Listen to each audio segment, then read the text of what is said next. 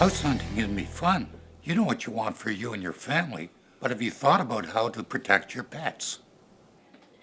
Dr. Moffat, you've treated a lot of animals that have been injured around the home. Can you tell us about a few of those cases? Absolutely, I can. I have seen a lot of unfortunate accidents, and with some pre planning and knowing what to watch for, most of these situations could be clearly avoidable.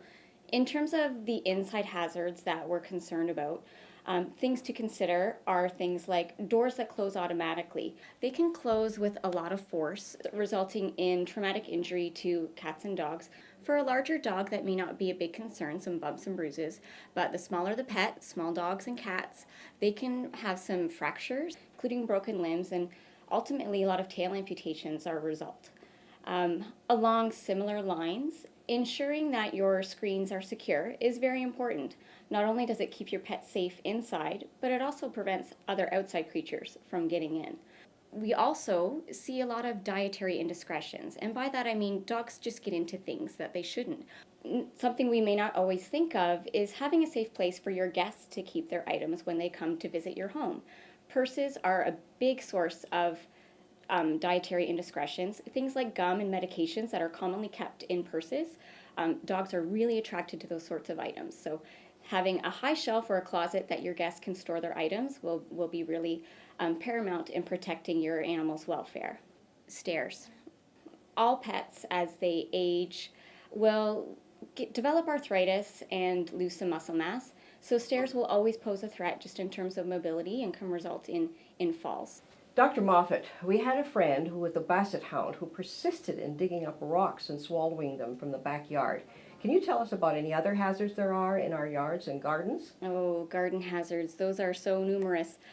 All plants, regardless of what they are, will cause some gastric upset in cats and dogs. There are a lot of common garden plants that will cause a lot more serious effects than some vomiting and diarrhea, but there are a lot of other more serious injuries that can happen in terms of kidney and liver failure from ingestions of things like lilies. That's a pretty common knowledge plant that are toxic to cats, but some that you may not be aware of are things like tomato plants, aloe vera, begonias, azaleas. The list is really long in terms of those types of plants. Really, there's a long list of quite common plants that most people will have in their gardens that can result in serious injury. Your veterinarian will be able to give you a full list of information on the plants that could cause serious harm to your pets. In terms of ingestion, outside of that, plants can also cause physical harm to our pets. Especially in the fall when we're trimming back our plants and getting ready for winter, a lot of those sharp stems can actually, when they're covered by snow especially, become foreign objects that can get lodged in our pets' footpads when they go out in the garden. Also, other pets that explore with their faces are prone to injuries with scratches and things on their eyes. So things to be aware of when you're planning out what you have in your garden.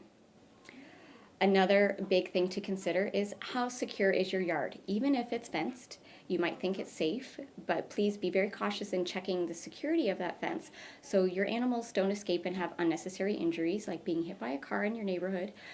Also, we have to consider, can other animals get in? So inside or outside the home, accidents are just that. Accidents can happen, but with some careful planning, and pre-education and knowledge, hopefully we can avoid these situations. But if you're ever unsure, please contact your family veterinarian and they'll be in a position where they can help you. Thank you very much, Dr. Moffat. We've really appreciated talking to you today and making a safer home for puppies. Well, thank you for having me. Hi, I'm Douglas Cassan with Royal LePage Triland Realty. And I'm Susan Cassan, and this is Sisu. If you're about to look for your home, why not call the Cassans at 519-857-7922? And we'd love to help.